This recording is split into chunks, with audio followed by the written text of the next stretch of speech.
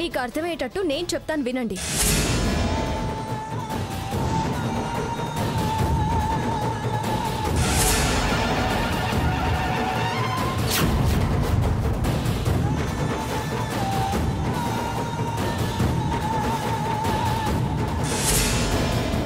నన్ను అనేక రకాలుగా అవమానించారు. ఇప్పుడు చెప్పండి, ఈవిడిక్కడికి వచ్చి అరవడం తప్ప? ఇలాంటి వాళ్ళు మీ క్లబ్ మెంబర్స్.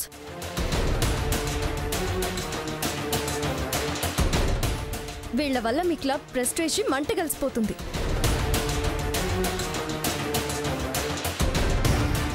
చూడండి ఎస్ఐ గారు, నా మీద వీళ్ళు కేసు పెట్టారు.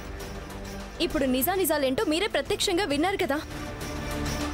నేను వీళ్ల మీద కేసు పెడుతున్నాను. వాళ్ళని అరెస్ట్ చేసి స్టేషన్కి తీసుకువెళ్ళండి.